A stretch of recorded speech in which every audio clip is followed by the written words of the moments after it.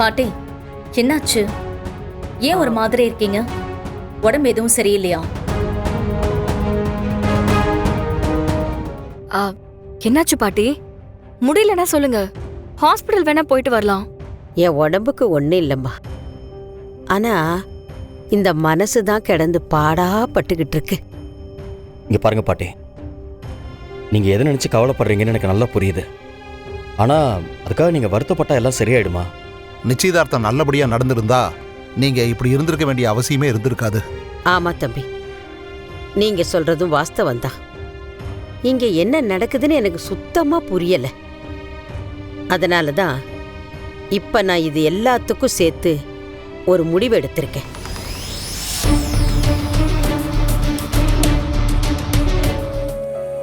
அம்மா, நாங்க 2 பேரும் வந்ததுல இருந்து நீ எங்க கிட்ட பேசவே இல்லையம்மா. ஒரு முக்கியமான வேலை ஆதித்யா, முடிச்சிடுறேன்னு. ஐயோ அம்மா, நான் சொல்ல போற விஷயம் அதை விட ரொம்ப ரொம்ப முக்கியம். சொல்லுங்க பெரிய மனுஷா, அப்படி என்ன முக்கியமான விஷயம் சொல்ல போறீங்க? அம்மா, நாளைக்கு அக்காவுக்கு ரன்னிங் டோர்னமெண்ட் இருக்குமா. நம்ம எல்லாரும் ஸ்கூலுக்கு போகணும். ஓ, அப்படியா தமிழ்? கங்க்ராச்சுலேஷன்ஸ். கண்டிப்பா வரும். எங்களுக்கு அதை விட்டா வேற என்ன வேலை இருக்கு இல்ல பாட்டி? ஆமாமா, நீங்க ஜெயிக்கிறத நாங்க பார்க்க வேண்டாமா?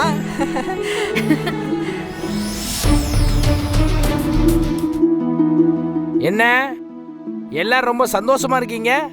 பாட்டி வேற ஏதோ ஜெயிக்கிறத பத்தி பேசிட்டு இருந்தாங்க. ஐயோ ஐயோ, உங்களுக்கு முதல்ல இருந்து சொல்லணுமா? வேணாம், நான் எல்லாத்தையும் கேட்டுட்டு தான் வந்தேன். நாளைக்கு நம்ம எல்லாரும் சேர்ந்து தமிழ் பாப்பாக்கு ஷேர் பண்ணுவோம். ஐயோ ஐயோ, அது ஷேர் இல்ல, சியர். அப்படியா? ஆமா. ஏய், உனக்கு அது அவ்வளோ முக்கியமான மீட்டிங்காக இருந்தா ஒன்று நீ அட்டன் பண்ணு, இல்லை வேற முக்கியமான ஆளை வச்சு அதை ஹேண்டில் பண்ணு. அதை விட்டுட்டு பாரதி வந்தே ஆகணும்னு சொல்றதுக்கு இந்த விஷயத்தில் உனக்கு ரைட்ஸ் இல்லை. என்ன பண்ணாலும் ஆதி ஏதாவது ஒரு வழியில குறுக்க வந்துடுறாரு. இப்போ என்ன பண்றது? ஏன் பாரதி இந்த விஷயத்தை என்கிட்ட முதல்ல சொல்லிருக்கலாம்ல. தமிழ் காம்படிஷன்ல கலந்துக்க போறாளா? ரொம்ப நல்ல விஷயம் தானே.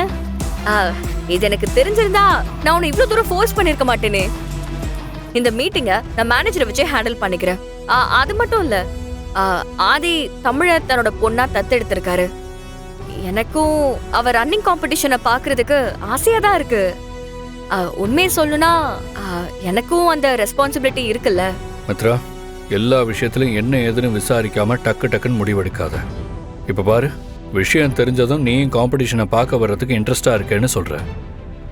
சரி பாரதி, நாளைக்கு எல்லாரும் போலாம். ம்.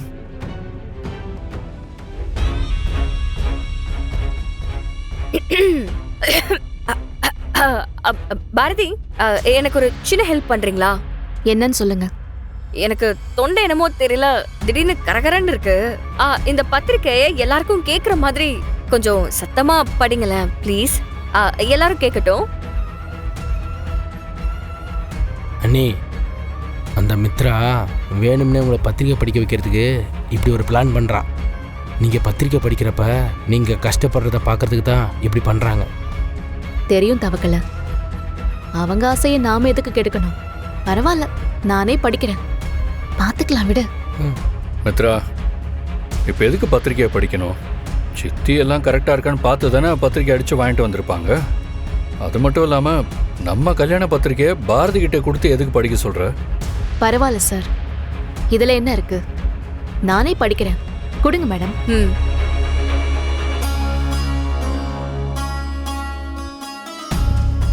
மித்ரா, என்னை இந்த பத்திரிக்கையை படிக்க வச்சு என்னை ஹர்ட் பண்ணலான்னு பிளான் பண்றியா? மவளே, இதுக்கு நீ கண்டிப்பா வருத்தப்படுவடி, பார்த்துட்டே இரு. இறைவன் திருவருளாலும் முன்னோர்கள் ஆசையாலும் எங்கள் அன்பிற்கும் மதிப்பிற்கும் உரிய உறவினர்கள் நண்பர்கள் அனைவரும் சுபமுகூர்த்த தினமான விகாரி ஆண்டு வைகாசி மாதம் சுக்கிரபட்சம் துவாதசி திதி உக்கிர நட்சத்திரம் கூடிய அதித யோக சுபவேளையில் எங்கள் செல்வன் ஆதி அவர்களுக்கும் எங்கள் செல்வி மூதேவிக்கும். ஏய்,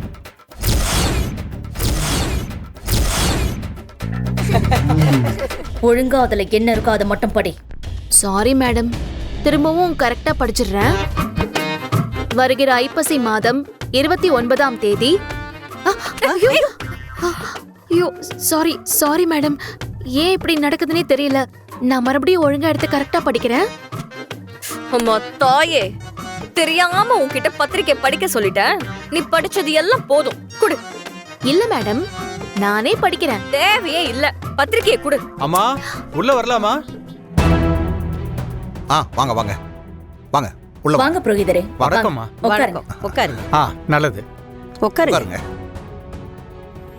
சாமி, உங்களுக்காக தான் நாங்க வெயிட் பண்ணிட்டு இருக்கோம். சாரிம்மா, வர்ற வழியில டிராஃபிக்னால ரொம்ப லேட் ஆயிடுச்சு. பத்திரிக்கை வந்துருச்சா? இப்பதான் சுட சுட வந்திருக்கு சாமி. இப்பதான் வாசிச்சு முடிச்சாங்க. எதுக்கும் நீங்க ஒரு தடவை படிச்சிருக்கோம். பெரியவங்க பேசும்போது எதுக்கு தேவையில்லாம பேசிக்கிட்டு இருக்க? சும்மா இருக்க மாட்டியா?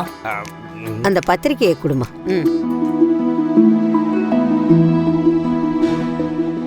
இந்தாங்க. ஓம் நம சிவாய. பத்திரிக்கையை படிங்க. படிக்கிறேம்மா.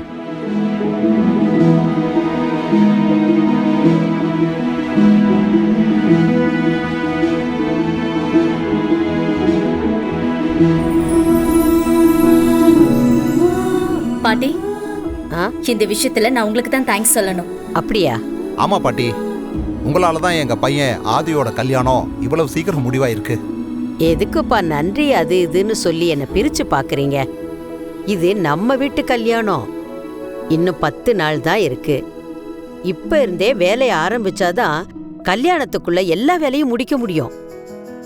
பத்திரிக்கை மொத்தமா வந்ததும் நீங்க உங்க சொந்தக்காரங்க எல்லாருக்கும் பத்திரிக்கை கொடுக்க ஆரம்பிச்சிருங்க. நாங்களும் எங்க சைடுல எல்லாருக்கும் பத்திரிக்கை வைக்க ஆரம்பிச்சிடறோம். சரிங்க பாட்டி, நீங்க சொல்ற மாதிரியே பண்ணிடலாம். வாங்க. போடா தவக்கட.